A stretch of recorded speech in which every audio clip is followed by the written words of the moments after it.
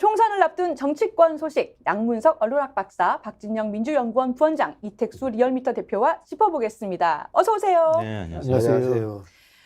양 박사님 너무 춥습니다. 마음도 춥고 몸도 춥고 날씨도 춥고. 예, 피곤해 보이시는데 예비후보 등록하셨죠? 예, 정말 가까스로 천신만고 끝에 어제 예비후보 등록을 완료했습니다. 야, 박수 한번.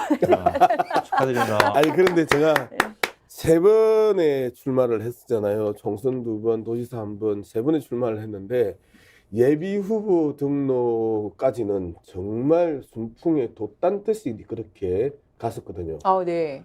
경남 정치에서 겪어보지 못했던 견제와 투서와 온갖 방해 공작을 수도권 정치에 오면서 실감하고 체감하고 이 정도였냐라고 할 정도로 제가 표현하는 천신만고 끝에 이 예비후보 등록을 한다라는 게 이 예비후보 등록이 감격스러울지는 상상도 못 해봤습니다. 야, 그렇군요. 자세한 얘기는 나중에 방송 끝나고 듣기로 하고요. 비방용인 것 같아서 오늘은 뭐 양 후보님? 오늘 하루 양 아니요, 예비후보님? 그냥 하던 대로 하세요. 자, 어제 하루 뜨거웠던 뉴스요. 윤석열 대통령이 한동훈 비대위원장에게 사퇴 요구를 했고 한동훈 비대위원장이 내 임기는 총선 이후까지다라고 얘기했잖아요. 예. 박진영 부원장님, 이거 약속 대련이라는 말도 있는데 뭐 약속 대련이라고 보십니까? 아니요, 약속 대련이 아니고 막장 드라마죠. 막장 드라마? 네, 이런 부분들은 사실은 뭐 추론의 영역이라든가 평론의 영역이 아니고 정보의 영역인데요.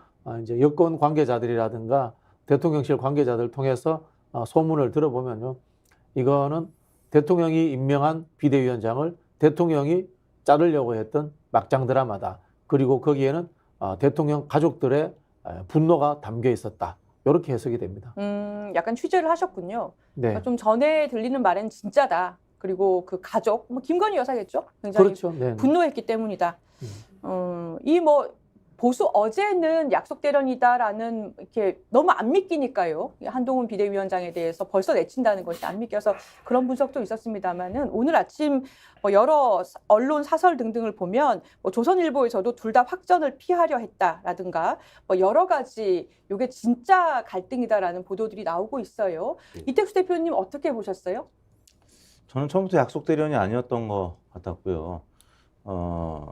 너무 그 표현 방식에 있어서 양측에서 이제 거친 표현들이 나왔기 때문에 그래서 제가 볼 때는 진짜 윤석열 대통령이라든지 아니면 김건희 여사가 많이 화가 난 것 같다. 그리고 이제 지지난주에도 김경률 비대위원 얘기했지만 스타일이 그냥 직구를 던지는 스타일이고 지난번 그 마포에서 행사 그날이 이제 공교롭게도 마리 앙뚜아네트 얘기를 이제 다른 방송에서 한 그날이었는데 또 그날 JTBC. 예, 한동훈 비대위원장이 마포를 이제 출마 뭐 일종의 지지선언처럼 이제 보이는 그런 모습을 나타냈기 때문에 김건희 여사 입장에서는 굉장히 화가 날 수밖에 없었을 것 같고 뭐 그런 과정에서 한동훈 비대위원장에 대한 용산의 이제 견제 이런 내용들이 보도가 되면서 지난주 후반부터 사실 대통령 지지율은 조금 오르려고 했는데 후반에 좀 빠지는 모습을 보였고 예.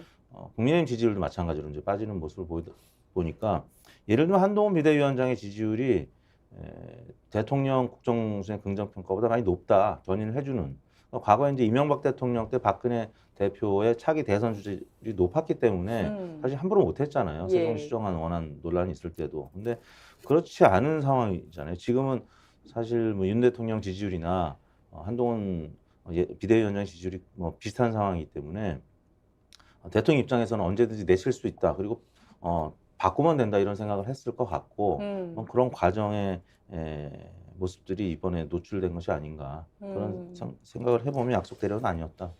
예, 뭐 있을 수 없는 일들이 벌어지고 있는데요. 약속 대련 또는 짜고 치는 고스톱이 되려고 하면 처음에 촉발점까지 기획이 되고 그것들을 수습해 나가는 과정에 있어서 치고받고 하면서 전략적 탈출구까지 만들어 놓고 가야 되는데 예. 전략적 탈출구가 안 보이는 상황.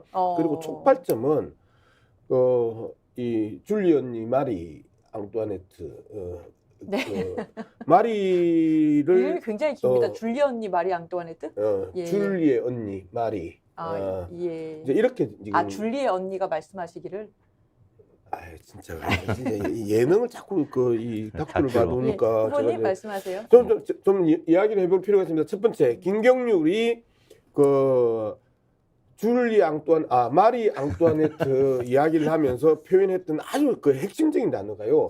난잡한 사생활이라는 표현을 직접 표현을 합니다. 그랬죠. 여기가 선을 바로 넘는 지점이었고, 여기서부터 한동훈이 김경률 힘을 실어주고 그리고 국민의 눈높이로 봐야 된다고 이야기하면서 이 주제에 대해서 지금 오늘까지, 적어도 오늘까지 변함이 없이 지금 가고 있단 말이에요. 17일부터 발생한 사건입니다. 이제 거의 일주일에 가까워지는 시점까지 이제 끌고 가는 데 있어서 변화가 없다. 그다음에 두 번째,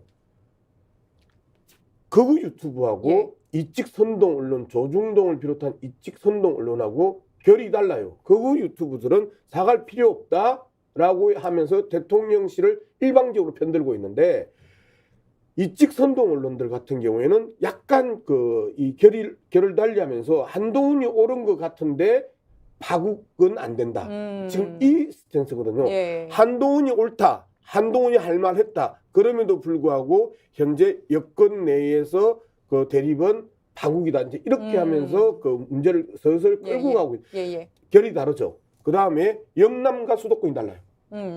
수도권 의원들 같은 경우에는 한동훈이 할 말 한 것 아니냐, 명품 백에 대해서 대통령실에서 사과해야 되는 것 아니냐, 털고 가야 된다. 털고 가야 된다 여기에서라고 하는 입장이 강력하게 나오는 반면에, 대구 경북을 중심으로 했던 영남 의원들은 이게 함정 취재다라고 하면서 계속 대통령실의 입장을 옹호하는, 즉 세력과 세력 간의 패싸움이 붙었단 말이에요. 그러니까 진짜 리얼 패싸움이 붙었다.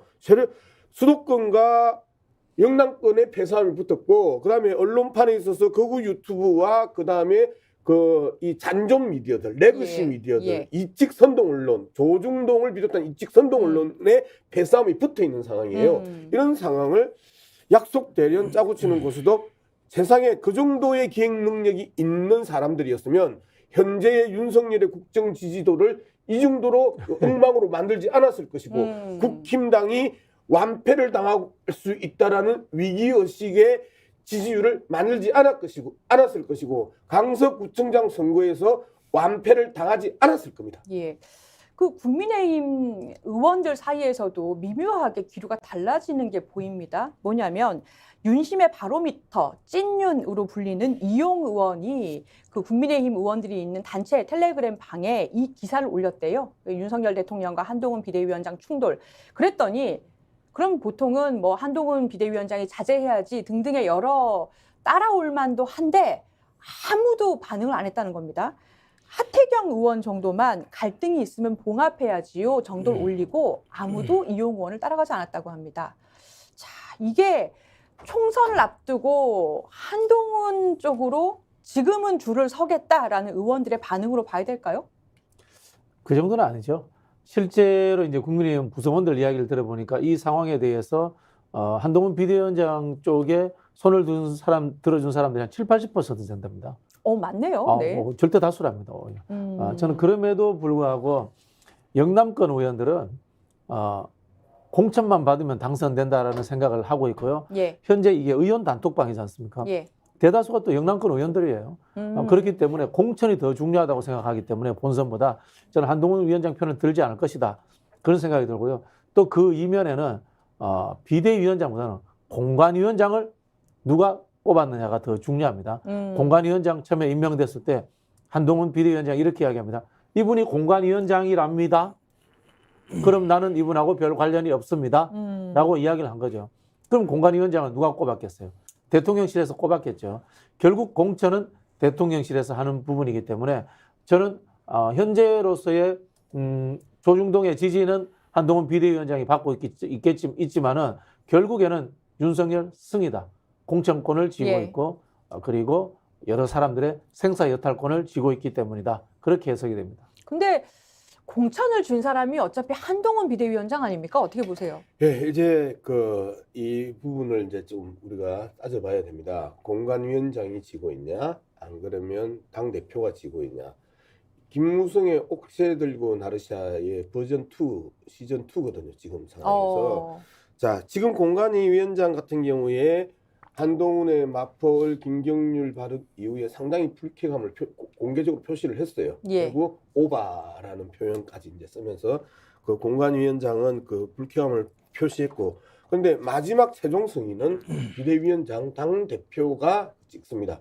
자, 그랬었을 때 김무성이 옥새 들고 나르샤 하면서 치열하게 이 당내 갈등을 극대화시켰던 과정들이 지금 똑같이 현재까지는 진행되고 있다. 그래서 공관위원장과 비대위원장의 갈등이 계속해서 증폭되고 있고, 그러면 어느 줄을 서야 될 것인가, 이제 이 예. 고민을 해야 되는 거예요. 예. 근데 영남은 영남의 힘으로 돌파하겠다. 그리고 대통령의 힘으로 돌파하겠다라고 보는 거고, 수도권은 현장에 나가보면 피부로 느끼잖아요. 계속해서 욕을 듣잖아요. 지지자들한테 욕 듣고 반대자들한테도 욕 듣고 하면서 김건희 명품이 정당하냐? 예, 위기감이 있죠. 예. 라고 하는 지적들부터 시작해가지고 계속해서 김건희와 관련된 이야기들의 지적을 받으면서 느끼는 체감은요, 이 부분을 털지 않으면 안 된다라는 것들을 자신들의 공천 이전에 공천을 받는다 하더라도 이번 선거 완전히 질 수밖에 없겠구나라고 하는 피부로 느끼는 현장 여론 속에서 몸이 부르르 떨리는데, 영남 지역에 있어서는 그것과 상관없이 말뚝만 꽂아도 꽃이 피고 열매를 맺는 이러한 국힘당의 공천 때문에 둔감할 수밖에 없는 거예요. 이 차이가 아주 극렬하게 나는 나타나고 있다.